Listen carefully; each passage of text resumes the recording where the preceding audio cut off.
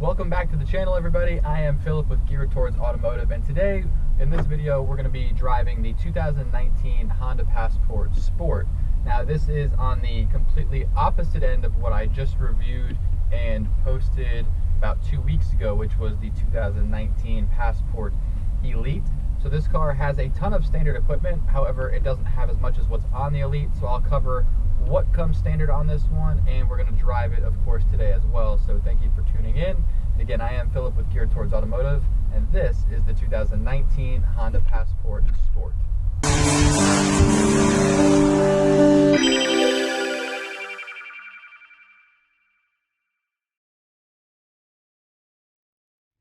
The 2019 Honda Passport Sport has the electronic transmission buttons down below, and you have a 9-speed automatic transmission. You have the paddle shifters on your steering wheel, so you can go through the gears or drop into a lower gear if you need to. And you also have the snow button, which changes your traction control and your VTM system for, on the two-wheel drive at least, for regular pavement or snow. You can even use it in heavy rain, and it would work the same way. This vehicle does compete with other off-road mid-sized SUVs and other SUVs without the third row. For example, a 4Runner or a Highlander, or anything between like a CR-V and a Pilot. This is basically like a Pilot, just a little bit shorter without a third row. It does utilize the same engine.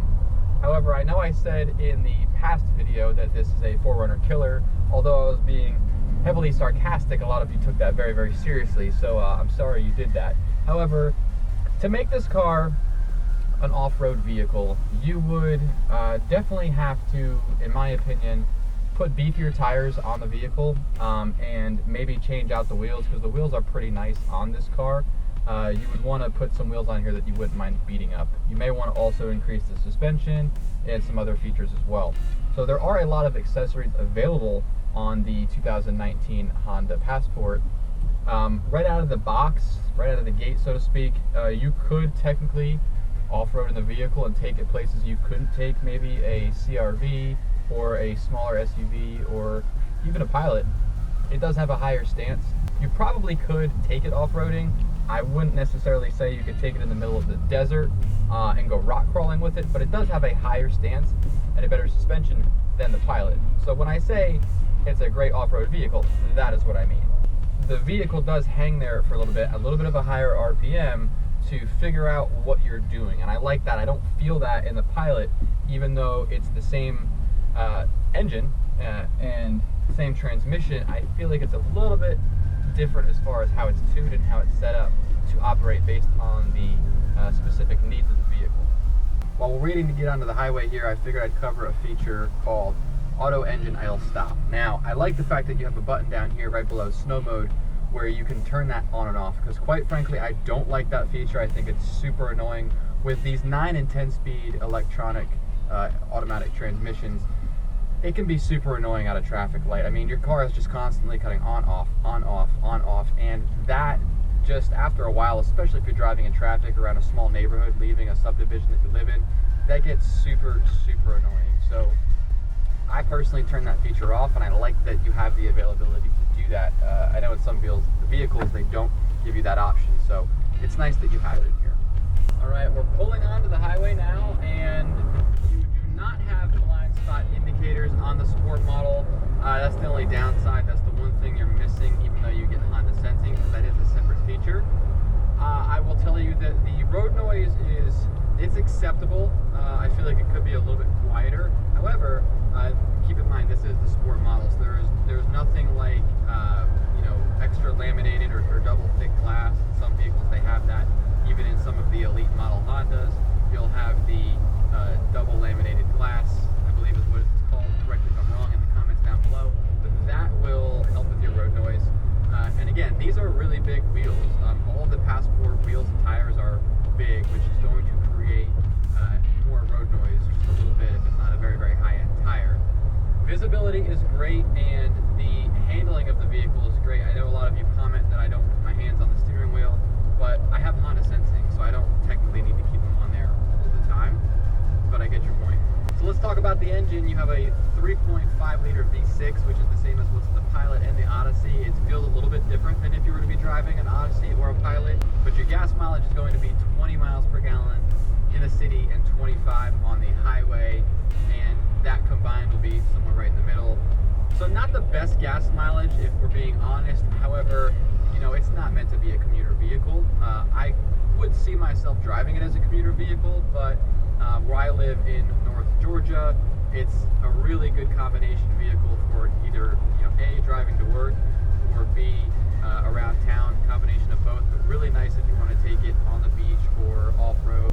Also, the car doesn't have a third row, right? So if you have a lot of kids, a lot of stuff, it may not be meant for you, but it's really good for the person who likes to adventure, maybe mountain bike, surf, you know, do adventurous outdoors things, because you have a ton of space in the back. And then of course you could put the roof rail, roof rack up there. You have the basket up there that you could put. You could put a whole bunch of accessories and attachments on the vehicle to get a lot out of it if you're an outdoorsy type person. Another thing I like about the screen in the center, because you don't have a touch screen on this one, you have a smaller, just regular display. In the center screen, you can cycle through all of, if you hit the home button on the steering wheel, which I'll cut to and show you, you can cycle through your trip computer, your maintenance, your settings, and then you can change it to kilometers if you want to. But if you go into maintenance, not only can you see your oil life for your oil changes, but you can go into your tire pressure, and it will tell you your individual tire pressure on each one, and it lights up green or red or yellow to let you know if it's a good tire pressure according to the computer of the vehicle and what it thinks and what it should be at. Also, if you had an all-wheel drive version of this vehicle, another cool feature is that not only can you utilize normal and snow mode, but you also have sand and mud, which you can really utilize on the beaches or, you know, going off-road. So it really makes this that much better of an off-road vehicle, or a weekender having fun type vehicle. But you can see the all-wheel drive in the screen here and where the power is going to whichever wheels. So while we're sitting at another red light, I'll take this time to ask you guys to subscribe if you like the video, and leave a thumbs up if you liked it as well. And if you like the Passport, leave a comment down below about what you would like to see in another video of a Passport, if I do maybe an EXL or a Touring, and what cars you'd like to see in the future, because I do plan on doing a lot more, not just Honda, not just Kia like I've done, but I have some stuff lined up for other brands as well. So let me know what you'd like to see in those future videos. But thank you guys again for tuning in. Make sure you hit that thumbs up and subscribe button. As we take a look at the outside of the new Passport Sport, you'll notice you have this bright white color with the black wheels. On the Sport, you're going to have the black wheels standard, and then on the Elite you're going to have the wheels, but they look a little bit different. These, instead of on the Elite having the 5 chunky large spokes, you still have a 5-spoke wheel, but you have these little cutouts and holes in the spokes, and I like these better. I think these look a little bit better. They don't look as basic, so I wish they'd put these honestly on all of them, or even on the Elite, but this is just the tire and wheel that you will get on the Sport model. And again, these are 20-inch wheels with Continental all-season tires. On to the back of the Passport. So on this one, it's really easy to notice because the car itself is white, but you have the flat plastic right here, and that's a little bit harder to notice on, let's just say, a black Passport. But you have that, and instead of having the brake lights that go all the way over to where that black piece would be, they cut the brake lights off on the side of the vehicle. I honestly like that better than the Pilot, which I've also said in the Elite video. I just think the car looks sporty, and it adds just a different look and style to it and makes it stand out better. You have dual exhaust standard on the bottom of this vehicle. Again, the Sport is the base model, and then you also have a space where you can get the hitch put on there. That piece just pops out right on the bottom. Notice again, you'll have this nice high wide stance of the vehicle. The car is about 6 inches shorter than the Pilot, and you don't have a third row, but this would make for a great family adventure vehicle. And if you don't need the third row, it works out great. Honda has for a long time needed this car back and needed a SUV that comes into the segment of a mid-size, large SUV where it would fit between the CR-V and the Pilot. So they finally have it, and I think the car is going to do really great. And if you look at the styling, you know, again, it reminds me of some higher-end vehicles. Looks a little bit like a Ford on the back, but the angle of that glass and the angle of that back windshield really adds to the sportiness.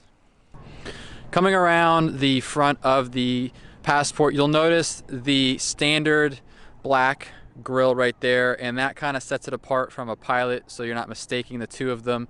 I like that, along with the big H and the LED daytime running lights and the fog lights down below. So it has a very aggressive yet classy look on the front of the vehicle. And again, the white or the blue or the silver, any of those colors with the black wheels and the black mirrors, it really stands out and looks very sharp. And it's a car, you know, you'd be proud of to drive anywhere, but it's also a car that you wouldn't be afraid to take off road, or just at least on a dirt road, or maybe down to the lake, or to tow stuff with, because you do have the scratch resistant black material all along the bottom. So no matter what color the car is, like I said in the video about the Elite Passport, you have that on all of them.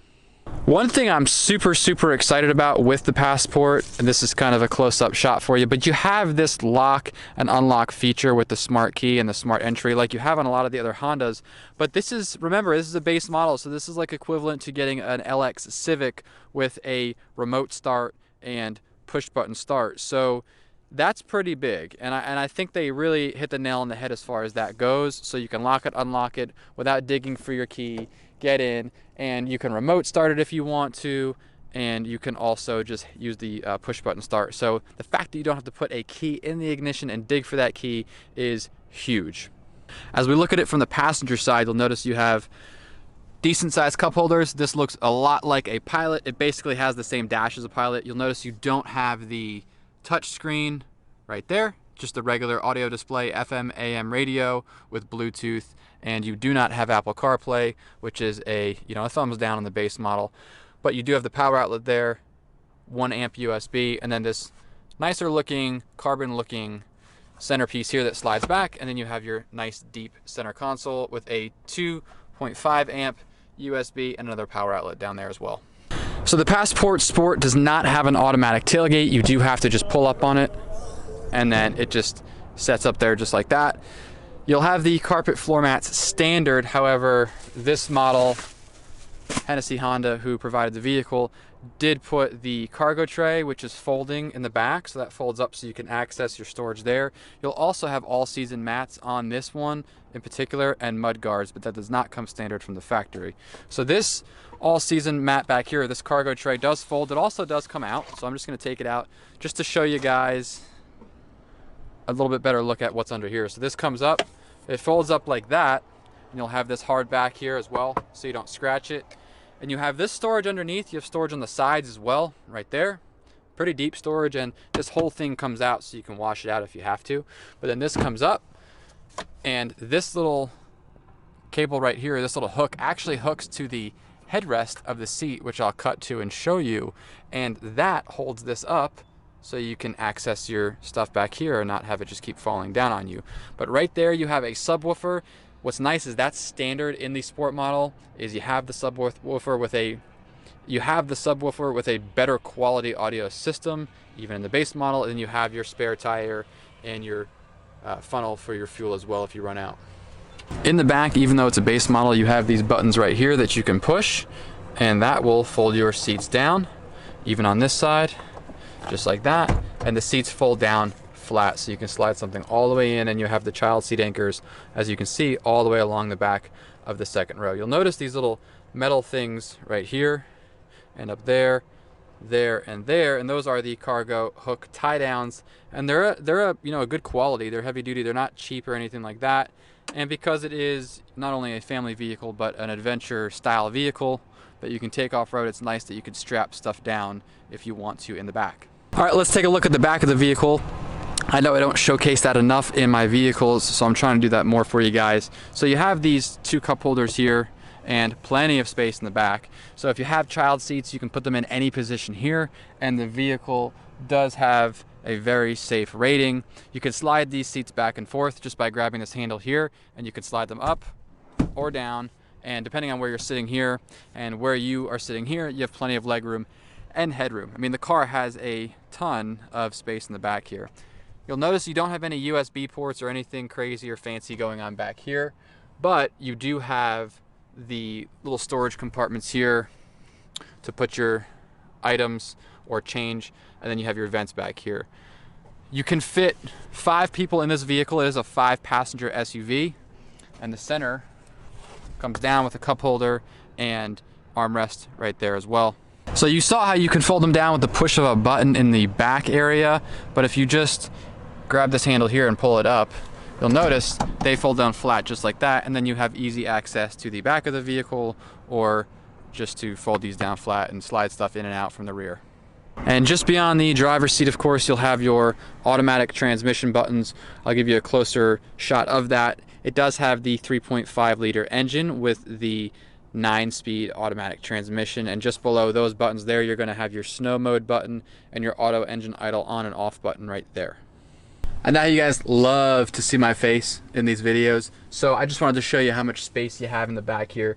These do not have these second row sunshades like you would find in the Pilot, but this again is a base model, so you have plenty of equipment in the vehicle for the price you're paying, which it's listed at $33,000, just over 33. So that's a really good price for a car that has all of this equipment and the capability that this SUV has to go off-road or be a commuter car, or, you know, tow your boat or go mountain biking with it. But you'll notice here, my knees, I'm 5'9", I am a little short, I'm not the tallest guy on earth, but this seat is pretty far back, and I have just about a few inches of leg room, or knee room right here, I should say, and you have a good amount of headroom as well. So I feel comfortable in the back. I would be okay taking this vehicle on long road trips and having to sit in the back. I wouldn't feel as crammed as you would in an HRV or a CRV. All right, that is going to wrap up this video of the 2019 Honda Passport Sport. Hope you guys liked it. This is the 2-wheel drive model. And if you have, again, any comments, leave them down below. Let me know what you liked,